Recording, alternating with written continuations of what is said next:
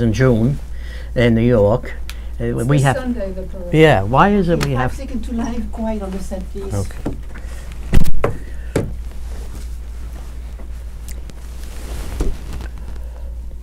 Welcome to the conversation. We have Jofred Grinblat as again our extraordinary witness. You'll be there, don't worry. You're coming there as an extraordinary witness to the history of the so-called Nakba that you've heard so much of in the last several weeks, which to the Arab, Muslim, anti-Israel population means a catastrophe. And they refer to the war that the Arab nations started against Israel maintaining independence in 1948, which happened about 7 months after the United Nations had declared a partition of the British Mandate Palestine. The whole of Palestine, whose name comes from the Romans, was itself to be for a Jewish state, including Jordan. Winston Churchill took apart the mandate after giving the Jews a chance to migrate in force, which didn't happen in the 20s. Around 1925 or so, 1926, he partitioned already Jordan, which is a Palestinian state for all purposes, but he put there the loser of a civil war in Saudi Arabia, the Hashemite kingdom, under Hussein. And they went to war against Israel in 48, again in 67, and so on. The Jerusalem issue was unfortunately made an issue because Israel didn't liberate Jerusalem in 48, and later when it was successfully liberated in 67, it was annexed. When Israel successfully repelled the 7 invading Arab armies, including the British, who had stayed in position till May 15th of 1948, after the UN declaration. It took them that long to leave. I've never seen them take that long to leave any place else they promised to leave, because the British don't leave. They stay. The French leave, but the British stay. So reluctantly, they took their 100,000-man army, an unprecedented number of people, and they left. And as soon as the last British occupier left, Israel declared independence. And now we go to Jofred Grinblat to tell us the origins of this Nakba that was the catastrophe so-called for the Arab nations, which in reality was the greatest blessing they ever had. Thank you, Jofred. Well, first of all, give your biography. Well, I am a retired United Nations civil servant. At the time I retired, I was in charge of migration studies for the United Nations. And, well, that's really, I spent all my life, all my professional life, working for the United Nations, including 1 year where I was doing some peacekeeping in Western Sahara, but all the time was based in New York. And so your expertise is with migrations and immigrations around the Middle East, North Africa, and especially the issue of the independence of Israel. Yes.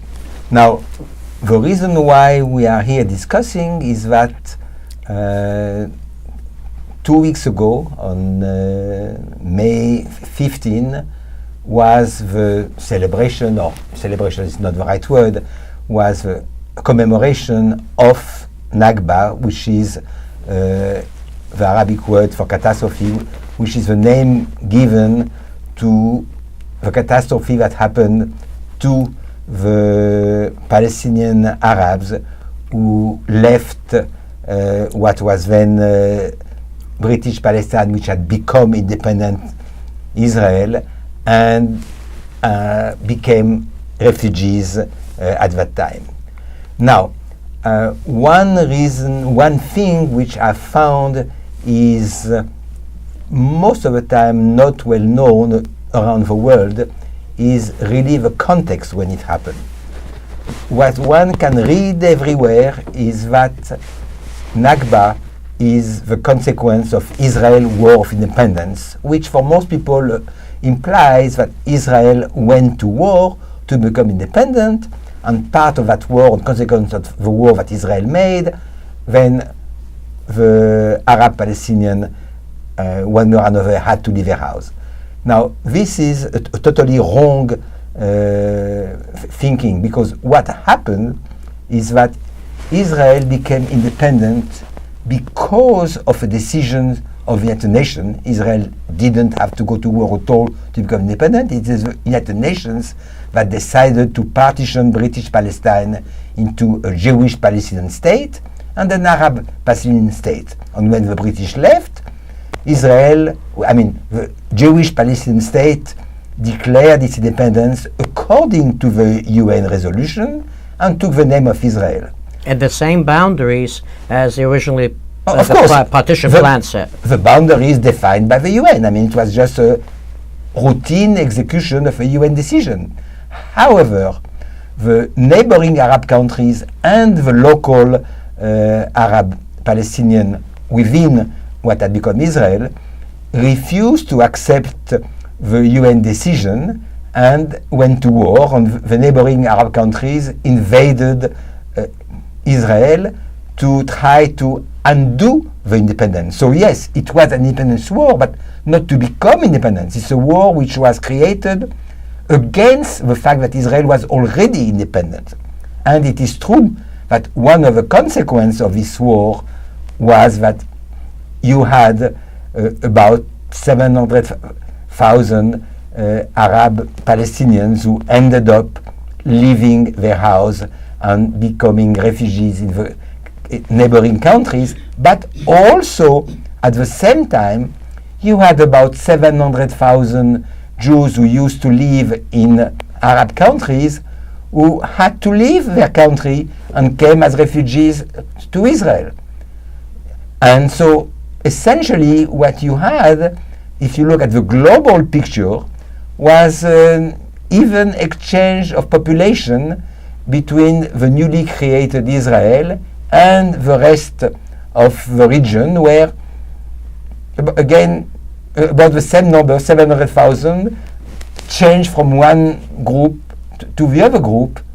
And interestingly enough, this was at just about the same time when something very similar happened when British India was partitioned between India and Pakistan, also based on religious ethnic criteria, and you also had war there, not with other countries but between the two of them, and eventually there was end of war, and you had about 7 million refugees on each side, 700 million Hindus who left Pakistan to go to India, 7 million Muslims who left India to go to Pakistan, and they became refugees, but it took a few years and they became integrated within the new country, and one never heard about it anymore.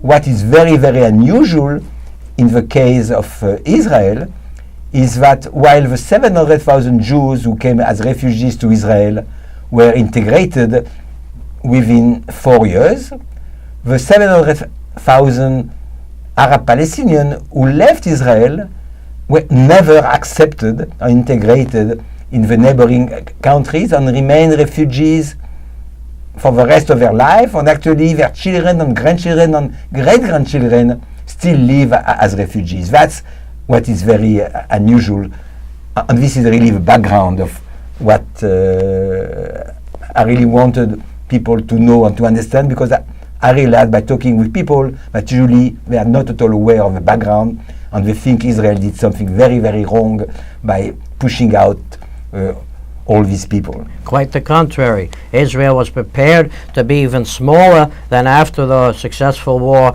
of defense in 48. Israel was prepared to accept the Palestinian state. Israel asked the Palestinians not to leave and didn't force any of them out, unlike the Jews from the Arab countries who were forced out. Plus, the Palestinians were able to take their property and belongings with them since they left voluntarily, and the Jews who were forced out of the Arab countries were kept from their property, which was seized and is still in the hands of their former Arab country or masters.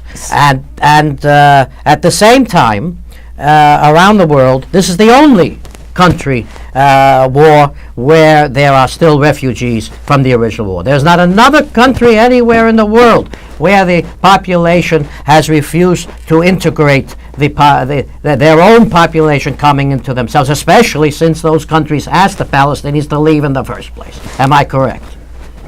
not that simple. The first thing is once you had war, actually it started even before Israel declared independence.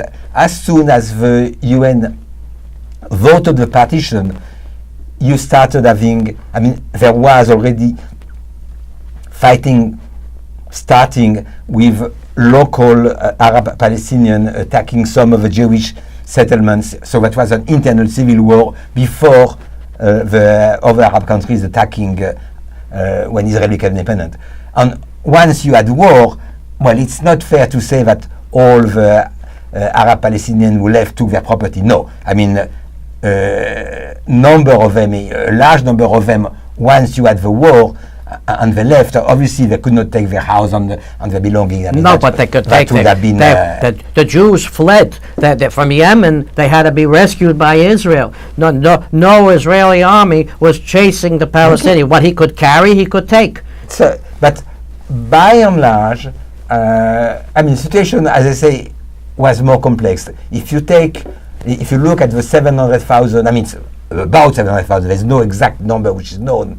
But if you look at that, I will say more or less, probably half of them left, quote unquote, voluntarily, in the sense that they were not forced by Jewish army to leave, but they left on their own initiative. Or you also had a number of Arab leaders, both local and from other countries, who urged Arab Palestinians to leave, to give them a free hand to more easily attack the Jews. So a number of them left, and then probably the other half left as a result of fighting with the Jewish Palestinians, the Jewish forces.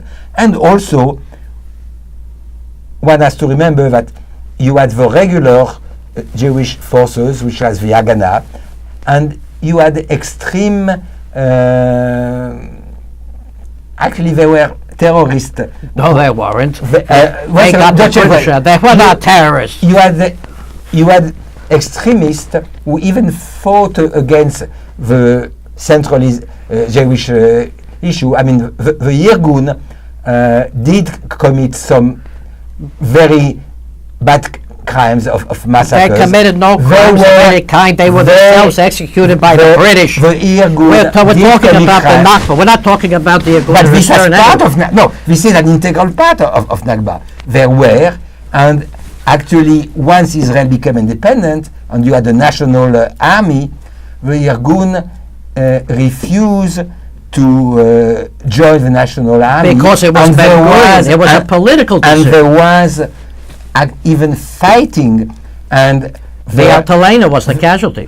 That's exactly the point. The Irgun had arms being delivered to it, which it refused to give to the government. No, let's be accurate with this. Okay, the government Joseph, don't put in your own philosophy. Don't change history. It's a fact. No, it's not a fact. It's a fact. What happened was our great friends in America, including Frank Sinatra and Ralph Cook and from Israel and Ben Hecht and others who had agitated against the Nazi movement for the longest time, despite Stephen Wise's collaboration with Roosevelt, they still managed to get arms to come to Jerusalem on these horrible little ships because America had a boycott. Even though Truman recognized Israel, he was a fair weather friend, he was almost going to unrecognize Israel. Soviet Union recognized Israel the first day and allowed planes and other weapons to come by way of Czechoslovakia. America allowed nothing. So they were smuggling these weapons to help Israel's independence, and had the Altalena not been attacked by Moshe Dayan and Yitzhak Rabin and its own sailors shot while their hands were up in the sea, a murder by Yitzhak Rabin of at least 18 Jews, it would have freed Jerusalem then. Wait a second. That's the history. That's a strange way to saying it. What happened is that, yes, it is true that there were arms which were being obtained, but once Israel became independent, you had a national government, and the government asked the Irgun to give the arm to the national army. Now, the government had made statements saying that they ask the local Arab population to stay, and it will be a democracy, and the Arab population could live in peace in Israel. Now, the Irgun policy, as I say, very